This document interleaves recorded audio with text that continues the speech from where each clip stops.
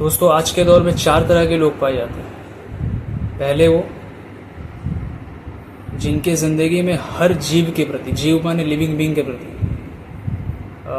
चाहे वो मनुष्य हो, पशु हो, पक्षी हो, सबके प्रति भर भर के हिंसा होती है। ये पहले कैटेगरी वाले लोग हैं मांसाहारी लोग, नॉन वेजिटेरियंस। इनके मन में इंसान के प्रति हिंसा तो होती ही है और साथ में ये बेगुनाह मासूम पशु पक्षियों को मार के खा भी जाते हैं। ये लोग मांस के साथ साथ शहद, अंडा, दूध और दूध से बना हुआ हर वो खाद्य पदार्थ जैसे कि पनीर, मिठाई, रबड़ी, छेना, दही, वे प्रोटीन, ये सब खाते हैं। इसके साथ ये क्रूरतायुक्त जीवन भी जीते हैं, क्रूएल लाइफस्टाइल भी जीते हैं, जैसे कि जानवर के चमड़े से बना हुआ जैकेट, चप्पल, जूता, पर्स, बेल्ट, ये सब ये इस्तेमाल करते हैं। और साथ ही ये जानवर के ऊपर टेस्ट किया हुआ हर वो प्रोडक्ट इस्तेमाल करते हैं, जैसे कि मेकअप प्रोडक्ट्स और स्किन के लिए यूज़ होने वाला हर वो प्रोडक्ट, ठीक है, जैसे कि परफ्यूम हो गया, साबुन हो गया, शैम्पू हो गया, फेस वॉश, ये सब इस्तेमाल करते हैं। और हर वो प्रोडक्ट जो हार्मफुल केमिकल से बना हुआ होता है, जो जानवर के ऊपर टेस्ट करके हमारे पास आता है, ये सब मांसाहारी लोग इस्तेमाल करते हैं। अब बात करते हैं दूसरे कैटेगरी के लोगों के बारे में, जो कि है शाकाहारी लोग, वेजिटेरियंस। वेजिटेरियंस भी आजकल 2 तरह के हो गए। पहले वो जो मांस और अंडे को छोड़कर बाकी सब खाते हैं, जैसे कि सब्जियां, फल, अनाज, शहद, दूध से बना हुआ हर वो खाद्य पदार्थ जैसे कि पनीर, रबड़ी, छेना, मिठाई, वे प्रोटीन, दही, ये सब। अब बात करते हैं दूसरे तरह के शाकाहारियों के बारे में, जो सब्जी, फल, अनाज, शहद, दूध और अंडा भी खाते हैं। ये 2 तरीके के जो शाकाहारी लोग हैं, इनमें भी मांसाहारियों की तरह हिंसा होती है, लेकिन कम मात्रा में, क्योंकि ये डायरेक्ट वे से पशु हत्या नहीं करते, लेकिन कुछ मामलों में इनडायरेक्ट वे से पशु हत्या को बढ़ावा देते हैं, जैसे कि अंडा खाकर, शहद खाकर, दूध और दूध से बनाया हुआ खाद्य पदार्थ खाकर, जानवरों के चमड़े से बनाया हुआ प्रोडक्ट इस्तेमाल करके, दिन से रात तक आप जो भी प्रोडक्ट इस्तेमाल करते हैं, जैसे कि टूथपेस्ट, साबुन, shampoo, face wash, makeup products जिसमें कि हार्मफुल केमिकल्स रहते हैं, ये सारे प्रोडक्ट्स इस्तेमाल करके और खाद्य पदार्थ को खा के शाकाहारी लोग भी मांसाहारियों की तरह पशु हत्या को बढ़ावा देते हैं। आप लोगों को इतना तो समझ आ गया होगा कि जानवरों के चमड़े से बनाए हुए सामान को इस्तेमाल करने से हिंसा कैसे होता है, क्योंकि उसमें एक बेगुनाह मासूम जानवर का हत्या करना पड़ता है उस सामान को बनाने के लिए। अब मैं आपको शॉर्ट में ये बताता हूँ कि शहद खाना, दूध पीना, अंडा खाना और हानिकारक केमिकल से बनाए हुए हर वो सामान को इस्तेमाल करने से हिंसा कैसे होता है या गुनाह कैसे होता है। सबसे पहले बात करते हैं शहद की। ये मीठा मीठा शहद आप तक पहुँचे उससे पहले कई मधुमक्खियों को मारना पड़ता है, उनके मेहनत से बनाए हुए घर को तबाह करना पड़ता है, तब जाके ये शहद आप तक पहुंचता है, आपका सामान मीठा होता है और आपका शरीर स्वस्थ रहता है। आपके शरीर को स्वस्थ रखने के लिए कई मासूम बेगुनाह मधुमक्खियों को कुर्बान होना पड़ता है। अब बात करते हैं दूध की, गाय या भैंस के दूध की। जिस दूध को आप बड़े चाव से पीते हैं या दूध से बने हुए खाद्य पदार्थ को बहुत ही मस्ती से खाते हैं, दूध से बने हुए खाद्य पदार्थ जैसे कि हो गए पनीर, दही, रबड़ी, छेना, वे प्रोटीन, मिठाई, ये सारे खाद्य पदार्थ और दूध, ये सब आप तक पहुँचे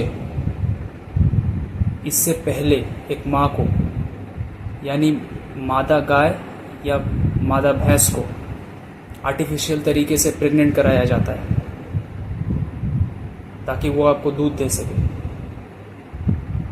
ये क्रूएल प्रोसेस बिल्कुल रेप के जैसा होता है। फिर जब वो मादा गाय या भैंस एक वक्त के बाद दूध नहीं दे पाती, दूध देना बंद कर देती है, तब उसको बाहर कहीं छोड़ दिया जाता है सड़क पर, सड़ के मरने के लिए, या फिर किसी कसाई को बेच दिया जाता है ताकि वो उस मादा गाय या भैंस को काट सके और काट कर उसका मांस पकाकर उसका बिरयानी बनाकर खा सके।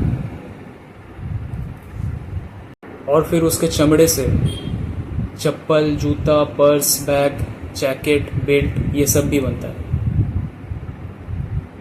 अब बात करते हैं एक माँ के अंडे की, मतलब कि मुर्गी के अंडे की। एक मुर्गी एक साल में नेचुरल तरीके से सिर्फ 15 अंडे दे सकती है, अपने 15 बच्चों को जन्म दे सकती है मैक्सिमम। लेकिन अंडे खाने वाले लालचियों के कारण इसके योनि से आर्टिफिशियल तरीके से इंजेक्शन वगैरह लगाकर साल में 200 से 300 अंडे पैदा करवाए जाते हैं। समझ रहे हैं आप? मतलब ये किसी रेप से कम नहीं है। और इस अंडे से, ये आर्टिफिशियल प्रोसेस से हुआ है, तो इस अंडे से कोई लाइफ जन्म नहीं ले सकती। तो वेजिटेरियन लोग, शाकाहारी लोग बड़े चाव से खाते हैं इस अंडे को वेज समझकर। तो क्या अब आपको थोड़ा सा भी समझ में आया कि अंडा खाना हिंसा कैसे हो गया? क्योंकि इसमें एक मासूम और बेगुनाह मुर्गी के साथ रेप किया जाता है आर्टिफिशियल तरीके से, जिसका कोई गुनाह भी नहीं है, जो बेगुनाह है, मासूम है, उसकी कोई गलती भी नहीं। ज़रा आप ही सोचिए दोस्तों कि भारत के जवान लड़कियों या कह लीजिए कि शादीशुदा महिलाओं के साथ कोई ठीक ऐसा करे, इस तरीके का हरकत, तो क्या आप बर्दाश्त कर पाइएगा? और हाँ, बाज़ार में सिर्फ गाय या भैंस के चमड़े से बना हुआ सामान ही नहीं मिलता, बल्कि सांप और मगरमच्छ जैसे जानवरों के चमड़े से बना हुआ सामान भी मिलता है। और शाकाहारी और मांसाहारी लोग इसको खरीद कर यूज़ करते हैं। बहुत लोगों को पता भी है ये बात, और जो कि मतलब पता होकर भी जानबूझ के वो इस्तेमाल करते हैं, उनको कोई फ़र्क नहीं पड़ता। उनको बस इतना फ़र्क पड़ता है कि हम पैसे वाले हैं, हम खर्च करेंगे, हम अपने पैसों का क्या करें नहीं करें, इससे दूसरों को कोई मतलब नहीं होना चाहिए। देखिए, बात दूसरों के मतलब ना मतलब की कोई बात है ही नहीं। बात है कि आप जो कर रहे हैं उससे एक जीव की, जिसने आपके साथ कुछ किया नहीं, आपका कुछ नुकसान नहीं किया, आप उसका बहुत बड़ा नुकसान कर दे रहे हैं, जो कि बहुत बड़ी हिंसा है। अगर उसने आपके साथ कुछ किया होता, आपका कुछ बहुत बड़ा नुकसान कर दिया होता, तब आपने ऐसा कुछ किया होता, तो वो समझने वाली बात थी। लेकिन जिसने कुछ किया ही नहीं, आपको कुछ बिगाड़ा ही नहीं, और आप उसका इतना कुछ बिगाड़ दे रहे हैं, तो वो चीज़ किसी एक पर लागू नहीं होता है, वो पूरे मतलब वो बात ही गलत हो जाती है। ठीक है, वो उसको गुनाह ही कहते हैं, और इससे पर्यावरण को भी हानि पहुंचती है। तो बात को ज़रा समझें। अब बात करते हैं हानिकारक केमिकल्स से बने हुए प्रोडक्ट्स के बारे में। जैसे कि मतलब आप दिन से लेकर रात तक जो भी प्रोडक्ट यूज़ करते हो, जैसे कि टूथपेस्ट, साबुन, फेस वॉश, शैम्पू, जो भी मतलब मेकअप प्रोडक्ट्स हो गए, परफ्यूम हो गया, कॉस्मेटिक का कोई भी एक सामान हो गया, तो ये सब प्रोडक्ट आप तक पहुंचने से पहले लेबोरेटरी में, मतलब जब ये तैयारी के प्रोसेस में रहता है, जब इसको तैयार किया जाता है, तब लैब में इन सब केमिकल्स का टेस्ट होता है। किसके ऊपर? मासूम, बंदर, खरगोश और चूहों के ऊपर, और भी हैं कई, मुझे जितना पता है मैं उनका नाम ले रहा हूँ। तो इनके ऊपर टेस्ट किया जाता है। अब बहुत सारे केमिकल्स क्या होते हैं कि हार्मफुल निकल जाते हैं, तो ये जानवर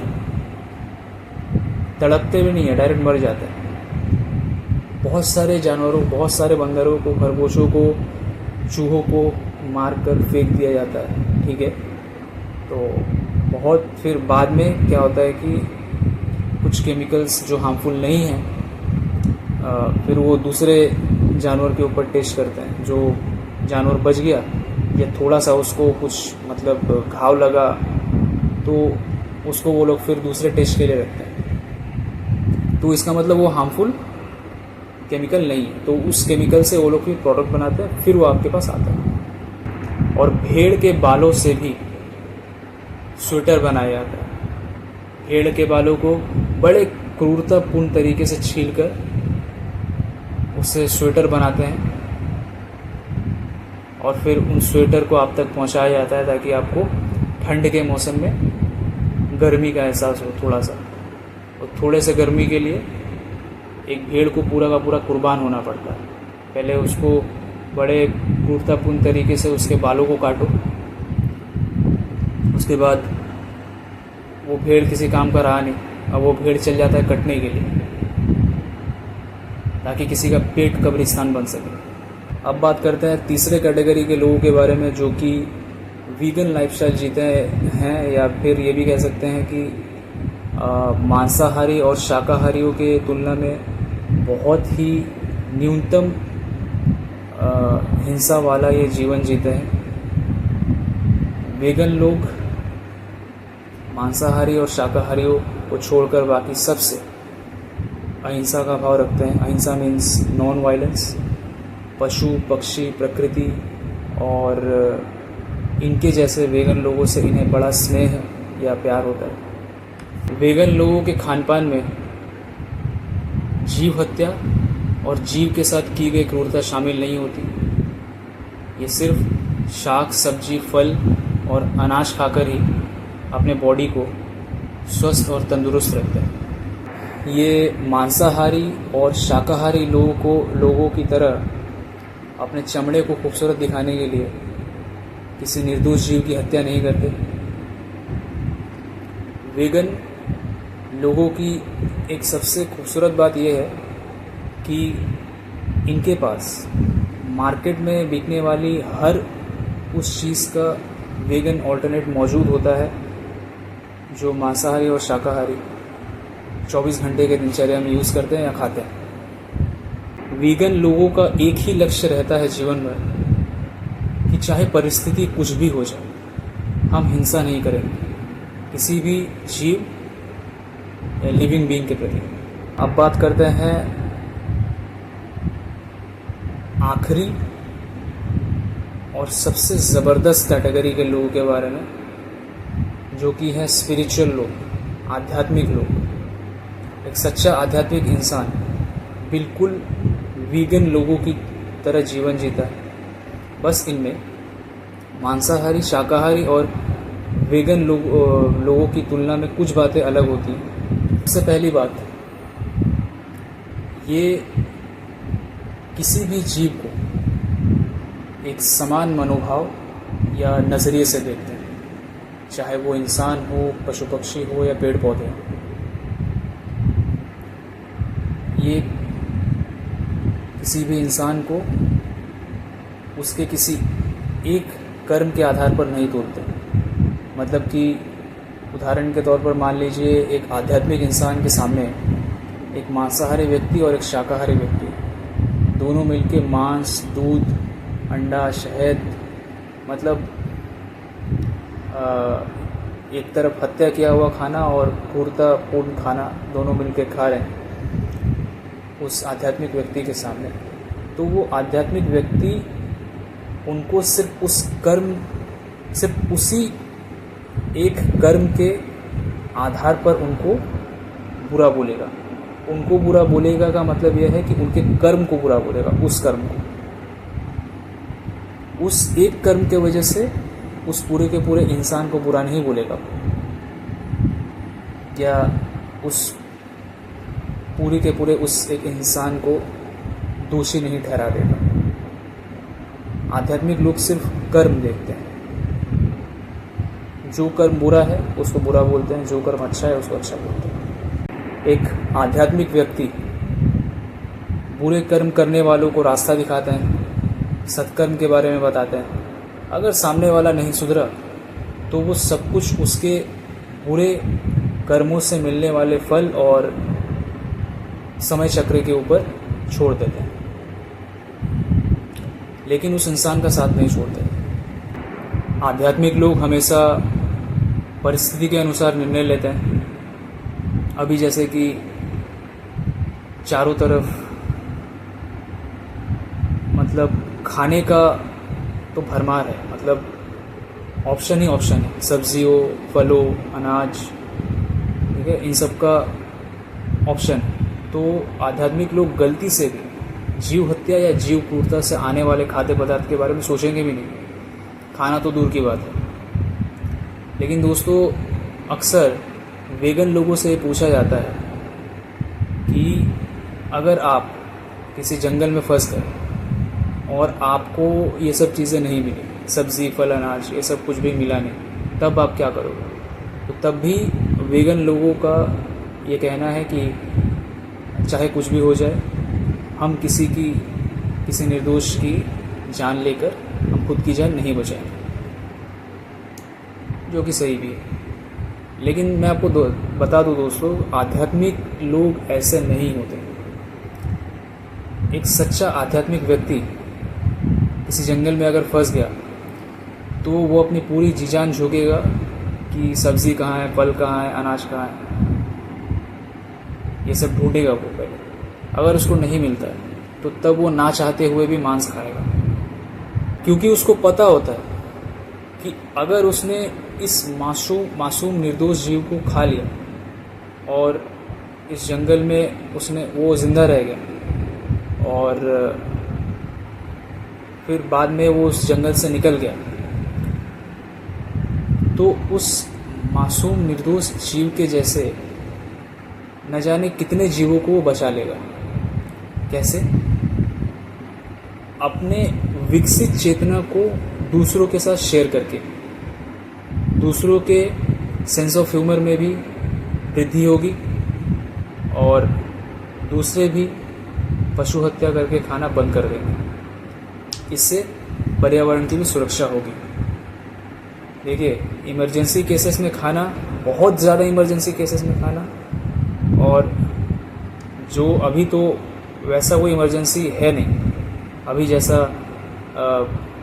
आर्टिफिशियल इंटेलिजेंस वाला दुनिया हो गया है, तो इमरजेंसी वैसा सूखा नहीं पड़ गया है। जैसे कि हम लोग पहले होमो सेपियन थे, उस टाइम पे बात अलग थी, लेकिन अभी हम लोग जंगल से बाहर निकल गए, तो अभी चारों तरफ बिल्डिंग ही बिल्डिंग, ठीक है, तो लग्जरियस लाइफ हो गया है, तो किसी चीज़ की कमी नहीं है। बस कमी है तो जिस चीज़ से हम जिंदा रह सकते हैं उस चीज़ की कमी होती जा रही है, बाकी किसी चीज़ की कमी नहीं है, जिस चीज़ की हमें कोई ज़रूरत नहीं। तो लोगों के चेतना में विकास होगा तो पशु हत्या बंद होगा। एक आध्यात्मिक व्यक्ति ही लोगों के चेतना में विकास कर सकता है, तो वो आध्यात्मिक व्यक्ति वही सोचकर उस मासूम निर्दोष जीव को खा लेगा इमरजेंसी केसेस में। देखिए दोस्तों, ये ठीक वैसे ही है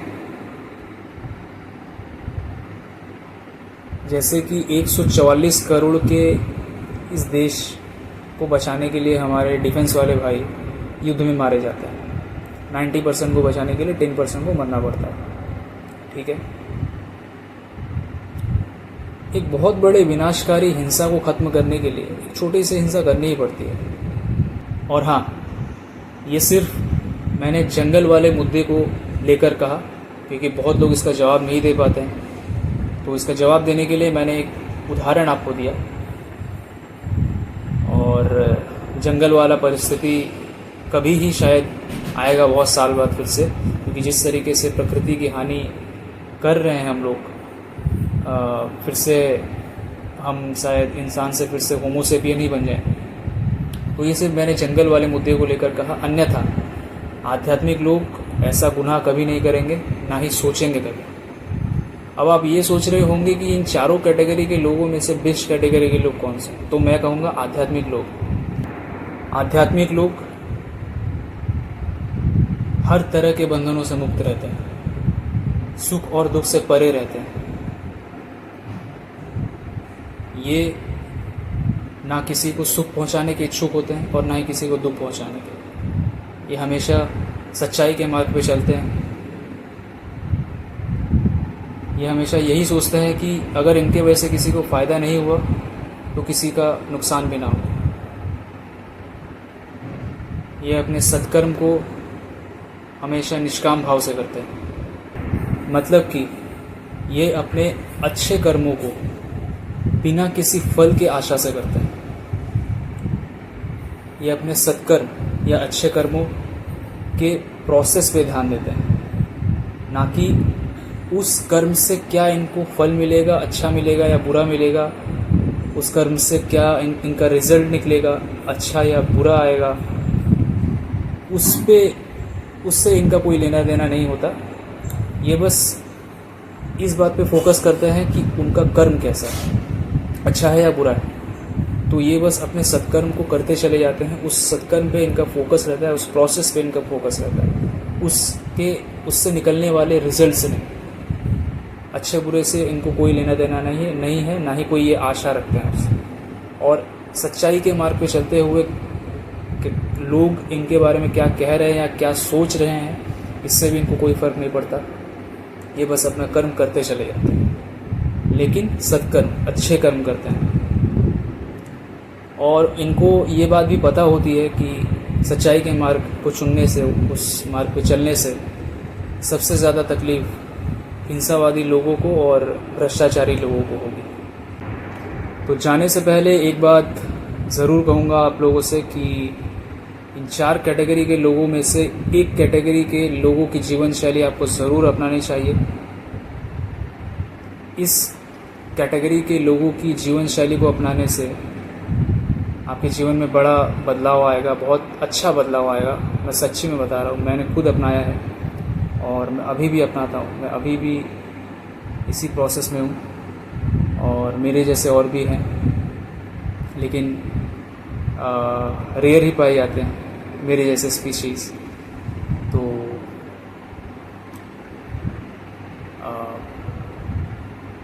इन लोगों के कैटेगरी के जीवन शैली को अपनाने से आपकी जीवन बहुत खूबसूरत हो जाएगी। आपके दिमाग में एक नया और शुद्ध विचार आएगा, अपना एक नज़रिया आएगा, नया नज़रिया आएगा। ठीक है, आई थिंक आप लोग गेस कर पा रहे होंगे कि मैं किन कैटेगरी के लोगों की बात कर रहा हूँ। जी हाँ, बिल्कुल, मैं आध्यात्मिक लोगों की ही बात कर रहा हूँ। आप भी आध्यात्मिक बनिए ताकि माया से भरे हुए इस जीवन में बंध कर दब कर ना रह जाए, पिसकर ना रह जाए, समाज के घिसी पिटी बातों को ना अपनाए, अपने आंतरिक मन से आज़ाद रह सके और आनंदित रह सके। आनंदित मतलब जो न सुखी है और न दुखी है, जो न सुख में ज़्यादा नाचता है और न दुख में ज़्यादा रोता है, जो स्थिर मन वाला है, स्थिर है, सेल्फ कंट्रोल्ड है और जिसका सेंस ऑफ ह्यूमर कमाल का है, जो परिस्थिति के अनुसार सही डिसीजन ले पाता है शांत मन से। ठीक है, तो आप भी आध्यात्मिक बनिए।